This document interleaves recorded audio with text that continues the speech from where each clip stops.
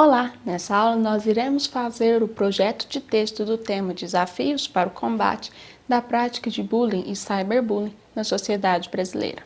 Antes de tudo, vamos compreender esse tema de redação.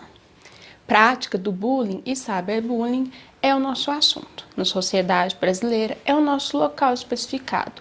Já o desafios para combate é a delimitação do nosso assunto, ou seja, no nosso texto nós devemos falar principalmente dos desafios para o combate, não só da prática de bullying e cyberbullying, mas o que dificulta o combate dessa prática. Então vamos fazer agora o nosso brainstorm. Eu acho que nós, enquanto seres humanos, nos preocupamos muito com a opinião do outro sobre a gente. E é por isso que nós sentimos muito com o bullying e o cyberbullying, porque a opinião do outro é muito importante para a gente.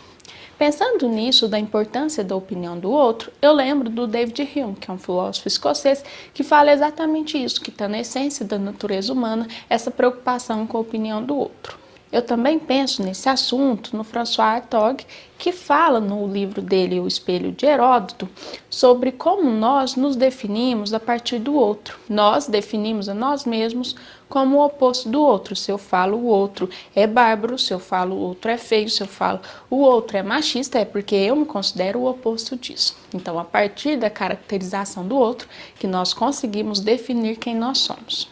Eu acho que esses dois repertórios socioculturais estão relacionados com o meu pensamento inicial de que nós nos preocupamos com a opinião do outro sobre nós. Além disso, eu acho que falta uma conscientização sobre esse problema. Muitas pessoas não sabem das consequências que a prática do bullying, o cyberbullying, tem na vida das pessoas. E aí surge aquela ideia, mas na minha época isso não tinha, isso era mimimi. E aí eu acho que falta essa conscientização do problema. Eu também acho que os professores devem estar mais atentos, porque nós sabemos que a maioria dos casos de bullying acontece no meio escolar. E já o cyberbullying está fora da alçada dos professores, mas eu acho que combatendo o bullying já seria um bom começo para evitar o cyberbullying. Agora, pensando especificamente em repertório sociocultural, apesar que eu já falei dois, mas porque quando você pensa na sua opinião, é bem interessante você já ir pensando em repertório, que vai fundamentar essa sua opinião. Agora, pensando especificamente em repertório sociocultural, eu lembrei do livro Memórias Póstumas de Brás Cubas, onde o Brás Cubas ele encontra a Eugênia, que é uma moça muito bonita, e aí ele só não namora com ela por vergonha, porque ela era coxa. Ou seja, a opinião da sociedade foi determinante na ação dele.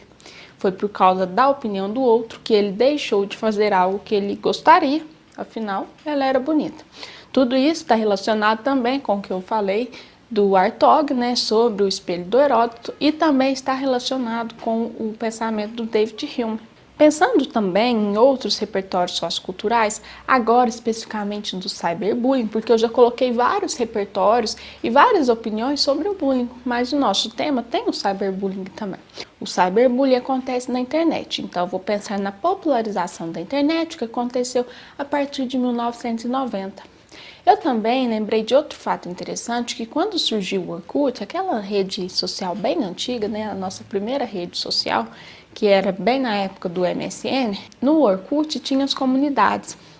Por exemplo, odiamos nerd, odiamos pessoas tal, e aí faziam-se comunidades onde tinha vários membros, às vezes tinha comunidades com mais de 100 mil membros, em comunidades de ódio ao outro, e isso incentivava a propagação do ódio, porque as pessoas se uniam ali, trocavam ideias, depois iam, atacavam os outros, A pessoa ia se reforçando aquele hábito, e aí se criava o que já começou nessa época, que são as bolhas ideológicas, as bolhas virtuais, onde você, em contato com pessoas que pensam igual a você se torna mais radical, você se torna mais convencido da sua opinião. E aí, pensando nisso, no cyberbullying, nessas comunidades, nas pessoas falando as coisas e atingindo outras, eu lembro da citação do Humberto Eco, que fala que a internet deu voz aos imbecis. Eu acho que tudo isso está bem relacionado. Vai ficar um bom projeto de texto. Agora, eu acho que como nós já temos muitas ideias, vários repertórios socioculturais, vamos ligar as nossas ideias e escolher os nossos argumentos. No meu primeiro argumento, eu vou falar como a opinião do outro é determinante das nossas ações.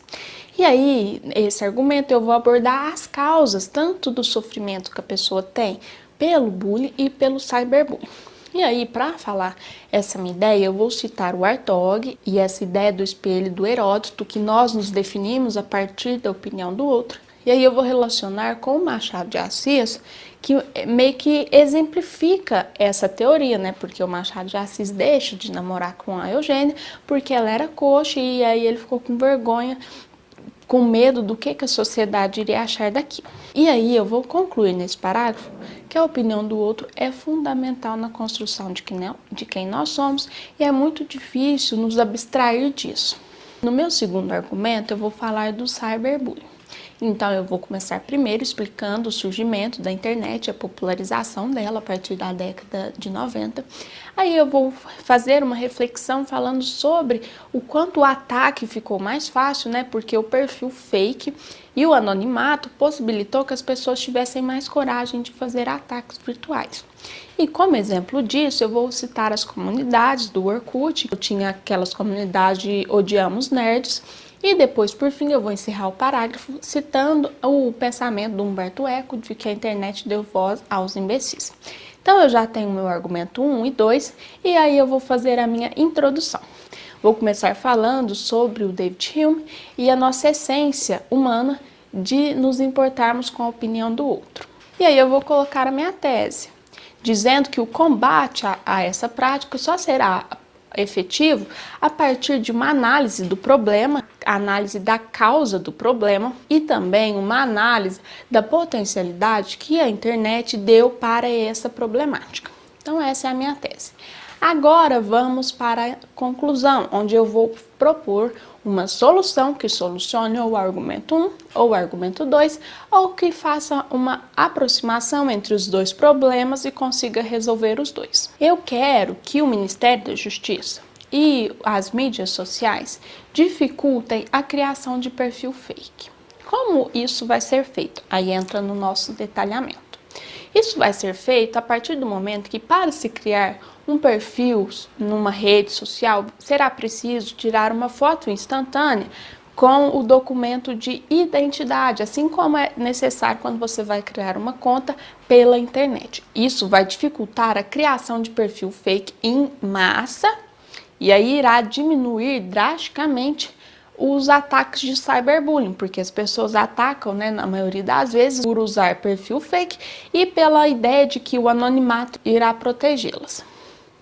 Então, essa é a nossa finalidade. Eu também vou propor que o MEC, em parceria com os municípios, já que nós temos as escolas também, que são mantidas pelas prefeituras, eu vou propor que os dois façam uma parceria para tornar a matéria de bullying e cyberbullying obrigatória na escola, ou seja, os alunos vão aprender sobre as consequências, sobre as causas, sobre o próprio problema e aí vai se criar uma conscientização nas pessoas sobre o quanto isso é danoso, quanto isso é prejudicial para a sociedade e aí esse problema também será amenizado por meio da conscientização.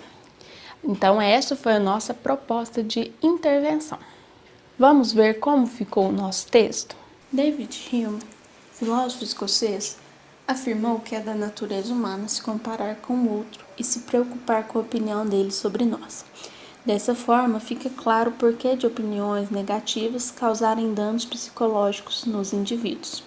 Nesse sentido, o bullying e sua nova vertente, cyberbullying, só podem ser combatidos ao analisar o motivo filosófico da existência dessa prática, juntamente com uma análise da potencialidade dada pela tecnologia a esse problema. Em primeiro lugar, convém analisarmos o motivo da prática do bullying, termo utilizado para denominar o uso de violência física ou psicológica para intimidar outra pessoa. François Hartog, no livro O Espelho de Heródoto, faz uma análise filosófica da dimensão do outro enquanto determinante de quem somos. Por exemplo, ao denominar o outro de gordo, nos definimos como magros. Ademais, no romance realista Memórias Póstumas de Brás Cubas, de Machado de Assis, o personagem não se relaciona com Eugênia por vergonha, pois ela, apesar de bonita, era coxa. Nota-se que a opinião do outro é sempre determinante das nossas ações. Além disso, com o advento da tecnologia, surgiu o cyberbullying, termo para explicar o uso da internet com o intuito de constranger alguém. No entanto, nesse caso, o assediador se sente protegido pelo anonimato oferecido pelas redes sociais, devido à facilidade de criar uma rede social e os chamados perfis fakes. No Orkut, primeira rede social dos brasileiros, havia comunidades como Odiamos Nerds, nas quais se propagavam piadas maldosas e formas de perseguição àquele grupo.